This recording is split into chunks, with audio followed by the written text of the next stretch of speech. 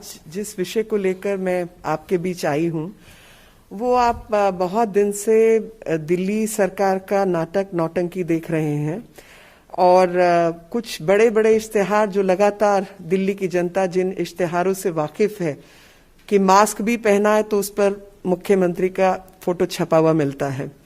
यहां तक कि ओला उबर तक को आदेश था कि वो उनकी फोटो चलाएं एलईडी के ऊपर, जब नहीं चलाई तो ऑन ऑफ उनसे स्पॉन्सर करा के इन्होंने अपनी फोटो दूसरी तरीके से चला दी। तो इतने जो अपना चेहरा दिखाने के शौकीन हैं और जनता का पैसा लगातार जनता के बीच फोटो के माध्यम से खर्च किया जा रहा है, वो व्यक्ति ने अभी पीछे कुछ 2-3 दिन पहले एक काले रंग का इश्तेहार निकाला कि 2,500 करोड़ का घोटाला, और उस पर ना तस्वीर थी और ना ही आम आदमी पार्टी का नाम था।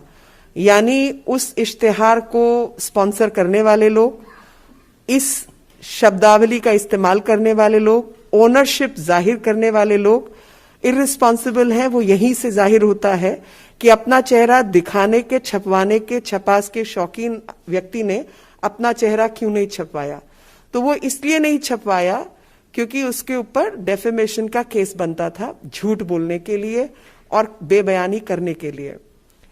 मेरे को एक शेर याद आ रहा है और वो है, इश्तेहारों ने दिखा दी है असलियत कुछ चेहरों की, दिखा दी है इश्तेहारों ने असलियत कुछ चेहरों की, जो टोपी पहनकर टोपी पहनाने का काम करते हैं। अब आप सोचेंगे कि टोपी पहनाने का काम कैसे, तो मैं आपको बताना चाहती हूं कि टोपी पहनाने का काम ऐसे कि 2012 के अंदर म्युनिसिपल कॉरपोरेशन का ट्राइफर्केशन हुआ। 3 हिस्सों में म्युनिसिपैलिटी को बांटा गया और म्युनिसिपैलिटी को बांटने वाली जो सरकार है वो कांग्रेस की सरकार थी। उसके बाद एक कैबिनेट डिसीजन हुआ और कैबिनेट डिसीजन की तारीख है 16 मार्च 2012 की। और उस कैबिनेट डिसीजन में कहा गया, जो काउंसिल ऑफ मिनिस्टर्स का 19 मार्च को जो कम्युनिकेट हुआ, The headquarters of East Delhi Municipal Corporation will function from Udyog Sadan, Patpatganj Industrial Area. The headquarters of North Delhi MCD will function from SPM, Shama Prasad Mukherjee Civic Center Building, Minto Road, New Delhi. The headquarters of South Delhi Municipal Corporation would also function from SPM Center Building temporarily pending construction of a building of its own on a piece of land allotted to MCD at Dwarka. यानी द्वारका में SDMC को जमीन allocate हुई, लेकिन वहां पर अभी बना नहीं था, कुछ स्ट्रक्चर नहीं था, तो एक हिस्सा सिविक सेंटर का साउथ एमसीडी को दिया गया कि ये यहां पर इस ब्लॉक से पार्किंग समेत इस अधिकार के साथ यहां से ऑपरेट करेंगे। और जब ये यहां से ऑपरेट करेंगे, जब तक कि इनका अपना दफ्तर द्वारका में बन नहीं जाता, जो इसके लिए जमीन जो है निकाल ली गई थी। उसके बाद जो कमिश्नर थे यूनिफाइड एमसीडी के, उन्होंने वेरियस फ्लोर्स जो है बिटवीन नॉर्थ और साउथ एमसीडी उनको डिवीजन किया। वो भी लिखित में ऑर्डर है 4 अप्रैल 2012 का। नॉर्थ एमसीडी कॉर्पोरेशन में claim maintenance charges from this SDMC corporation as to be decided by the director local bodies. Urban local bodies की बात हो रही है तो म्युनिसिपैलिटी के जो डायरेक्टर हैं वही तय करेंगे कि मेंटेनेंस चार्जेस क्या होंगे। उसके बाद एक कमेटी का गठन हुआ जिसमें 50-50% दोनों एसडीएमसी और नॉर्थ एमसीडी वाले अफसरों को बिठाया गया, जिसका 13 जनवरी 2012 का ऑर्डर है, जिसमें उन्होंने कहा कि facility management charges including housekeeping,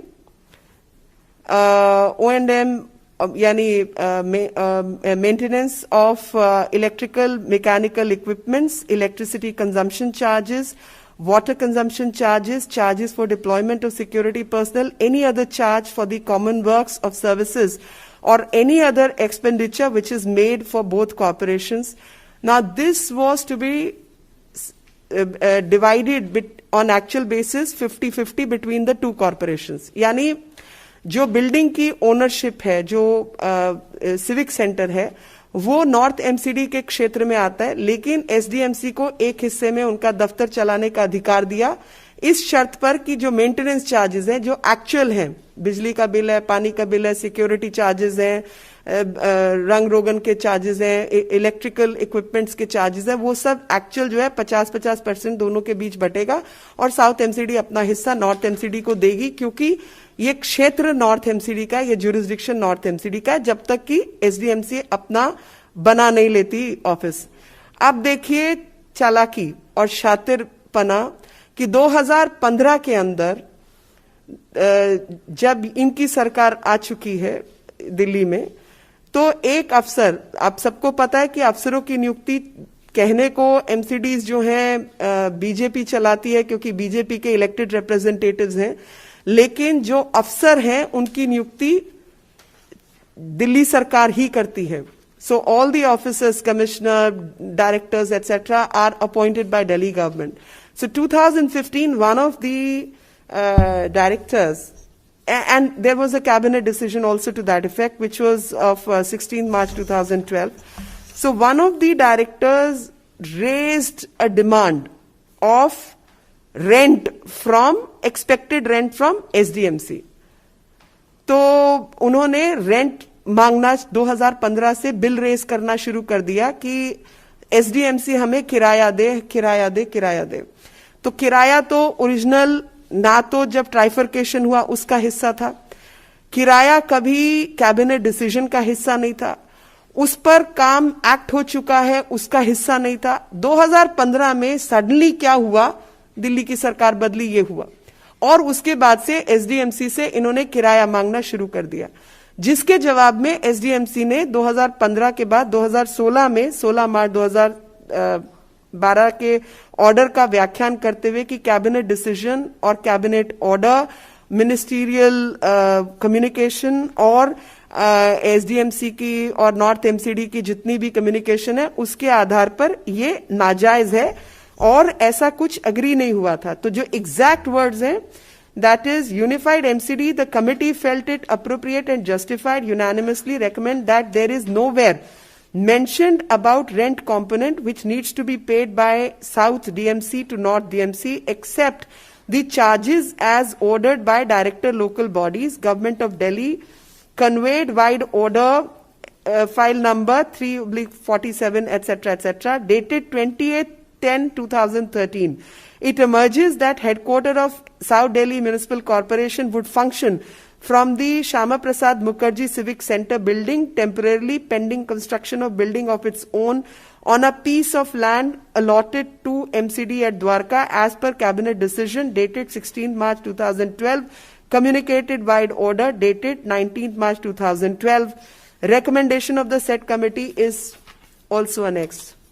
Now what is important is कि इसके बाद इन्होंने 2019-20 और 2020-21 में as propose by the commissioner no dues pertaining to the ground rent licence fee from SDMC towards the civic centre occupation were incorporated. तो जब budget बनता है और जब लास्ट बजट रिवाइज हुआ तो उसके अंदर इसको काटा गया कि कोई एस्टिमेटेड जो पैसा है ग्राउंड रेंट, क्योंकि ग्राउंड रेंट कभी हिस्सा ही नहीं था, तो वो नहीं लिया जाएगा और उसको बजट से हटाया गया। और इसका जिक्र जो है एक्सपेक्टेड इनकम ही गलत है, क्योंकि ये इनकम कभी एनविसाज नहीं की गई थी, कभी मांगी नहीं गई थी और बजट एस्टिमेट से इसको हटाया गया और ऐसा कोई प्रपोजल नहीं है, ऐसा किया गया। तो यानी नॉर्थ एमसीडी की एंट्री को साउथ एमसीडी की एंट्री ने स्क्वायर ऑफ कर दिया, दोनों एमसीडीज ने स्क्वायर ऑफ कर दिया। इसको ये 2500 करोड़ का घोटाला बता रहे हैं। अब आप मुझे बताइए, साउथ एमसीडी ने जो नियम था उसके अनुसार काम किया और साउथ एमसीडी जब एग्जिस्टेंस में आई, अपनी मर्जी से नहीं आई, उस समय की दिल्ली सरकार ने तीनों म्यूनिसिपैलिटीज को अलग हुआ, यूनिफाइड म्यूनिसिपैलिटीज का ये डिसीजन है और डेफेमेशन और अपने खिलाफ केस से बचने के लिए ये झूठा भ्रम पैदा कर कर लोगों को धोखा देकर, फरेब देकर ये शातिर राजनीति कर रहे हैं। एक ऐसे व्यक्ति जिनको अपनी तस्वीरों से फुर्सत नहीं मिलती, वो पानी, बिजली, मतलब जहां डेंगू मलेरिया एमसीडी हटाती है तो फोटो केजरीवाल जी अपनी लगा देते हैं। और ये वो व्यक्ति हैं जिन्होंने असलियत में 13,000 करोड़ रुपया म्यूनिसिपैलिटी का नहीं दिया है। the truth is that 13,000 crore in terms of third finance commission and fourth finance commission is due from Delhi government, which it has not paid. The reality is that these people are trying to smother MCD. MCD को खत्म करने के लिए, MCD को खराब करने के लिए, बर्बाद करने के लिए ये इस तरीके की धोखे की राजनीति कर रहे हैं। ऐसा लगता है जैसे हर कदम पर एमसीडी के साथ, दिल्ली की जनता के साथ फरेब हो रहा है और हर तरफ काम करना इन्होंने दुश्वार कर दिया है म्यूनिसिपैलिटीज का। और इस तरीके की रोज की नई नाटक नौटंकी, 100 किस्म के बहानेबाजी, जिसके दौरान काम करना ही अपने आप में कसूर हो गया है। आप अंदाजा लगाइए कि म्यूनिसिपैलिटीज में अगर कोई भारतीय जनता पार्टी का नेता चुनकर आता है, क्योंकि लोकल लेवल पर वो पॉपुलर है, लोग उसको चाहते हैं, लोग उसको इज्जत देते हैं, मानते हैं और उसको चुनकर भेज देते हैं, या उसकी गलती है क्या? या उसकी सजा मिलनी चाहिए दिल्ली को क्योंकि उसको चुनकर भेजा है। लगातार दिल्ली सरकार की मंशा यही है, किसी तरीके से काम करने वाले लोगों को काम नहीं करने दिया जाए और दिल्ली की जनता के ऊपर म्यूनिसिपैलिटी बर्डन बन जाए। और वो बर्डन है, ये वो कोरोना वॉरियर्स हैं जिन्होंने, जब मुख्यमंत्री जी अपने घर के बाहर नहीं निकल रहे थे, किसी एमएलए की शक्ल जमीन पर नहीं दिख रही थी, जब प्रॉपर फुल लॉकडाउन था, उस समय पर भी ये सब लोग सड़कों पर निकलकर लोगों के बीच काम कर रहे थे। जो सुबह 6 बजे से पहले दिल्ली की सड़कें साफ करता है वो कोई अमीर आदमी नहीं है। सफाई कर्मचारी को उसका वेतन ना मिले, जिन लोगों ने पहले दिल्ली की सेवा की है उनको अपनी पेंशन समय पर ना मिले।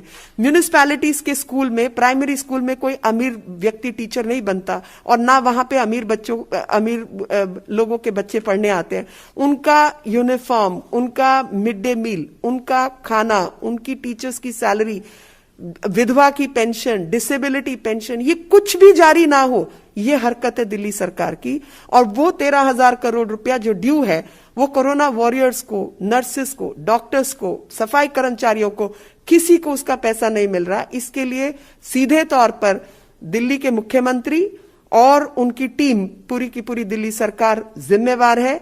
और यही हालत जो है, ये जो धोखे की डिसेप्टिव राजनीति करने का इनका तरीका है, वो इनके इश्तिहारों ने बिल्कुल सही मायने में दिल्ली की जनता को दिखा दिया कि जो व्यक्ति 24 घंटा अपने इश्तिहार लगाकर पैसा उड़ाता है जनता का, उसने इस 2,500 करोड़ के इश्तिहार पर अपना चेहरा क्यों नहीं छपाया। इसलिए नहीं छपाया क्योंकि सीधे तौर पर उसके ऊपर क्रिमिनल केस बनता और सिविल केस भी बनता, और इस वजह से बचने के लिए इन्होंने ये हरकत की। यही आपको सच्चाई और असलियत जाननी पड़ेगी।